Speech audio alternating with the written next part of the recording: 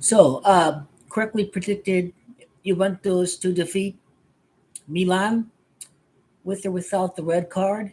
Um, without Fagioli and Pogba, it was looking like a very tall order, and there was no Vlahovic or Chiesa to begin the game. Milan was certainly the more threatening side before the red card, but then after the red card, Juventus took over. I think there were three Americans in the lineup. Timothy Weah finally started for Juventus. The speed of Timothy Weah resulted in that denying a clear goal scoring opportunity. The man of the match to me is Timothy Weah, and Juventus Juventus are more of a dynamic team when Kostic and Weah are operating the wings. And there's no excuse for Juventus to open up the defense by having the cover ground of Timothy Weah. And Kostic, let's say, had a tremendous one bouncer shot outside the box. So, Kostic, Croatia is Serbian, just like Vlahovic.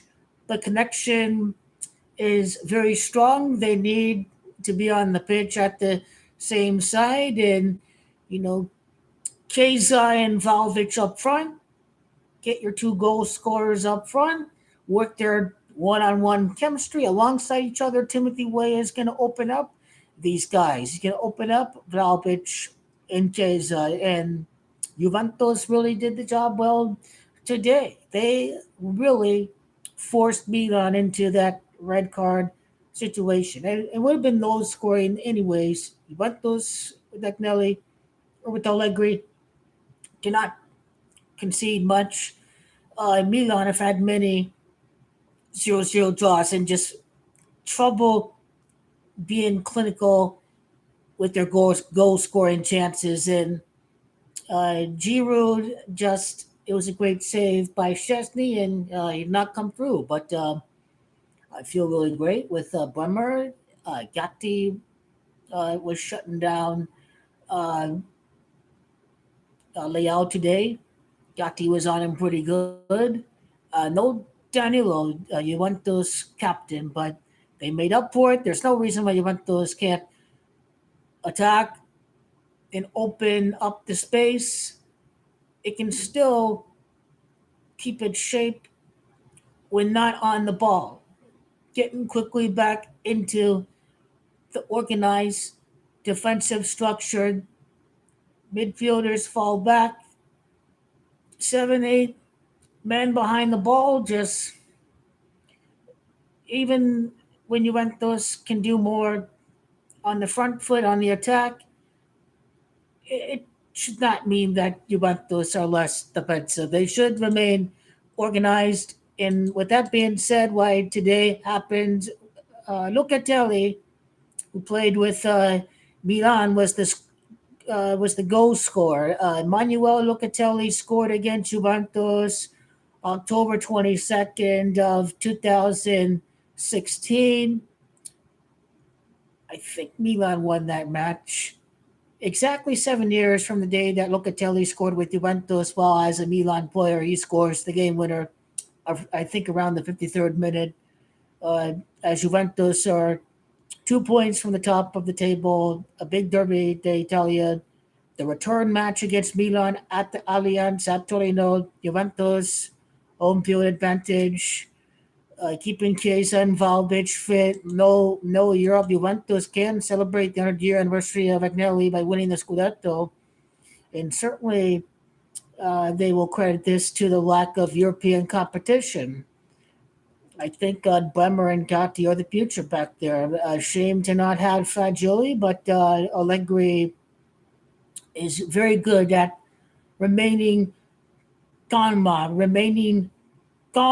focused when dealing with distractions from Pogba in his doping test to Fagioli in his gambling ban from the 15-point penalty, keeping Juventus focused.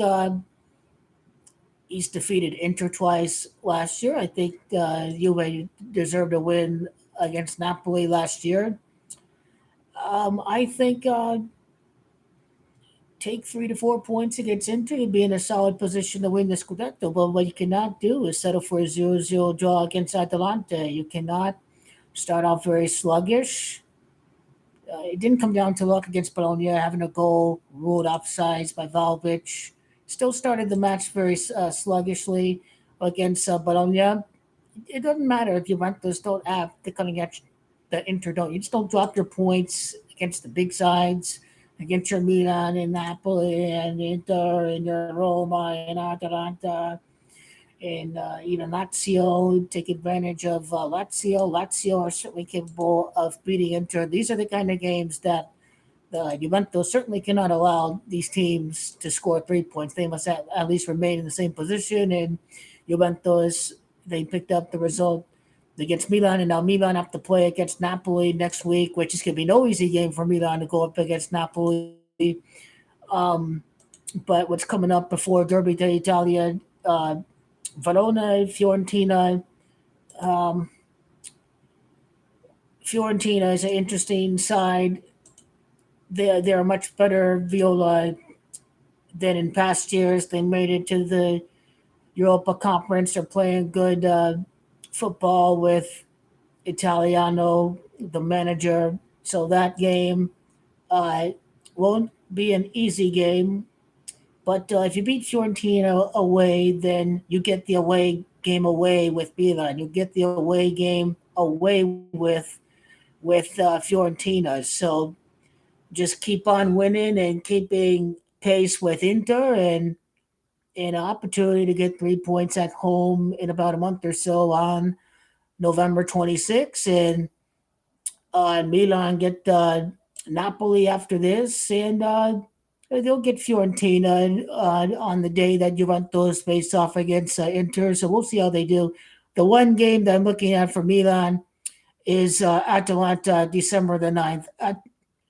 Atalanta is always a very tough opponent, and 15 goals and 8 conceded. Atalanta, not a joke side, and every club in the Campionato is going to have tough matches, even Inter against Roma next week. So, Juve, they can win the Scudetto 100 years later, they can, and they're on the right track right now to do so.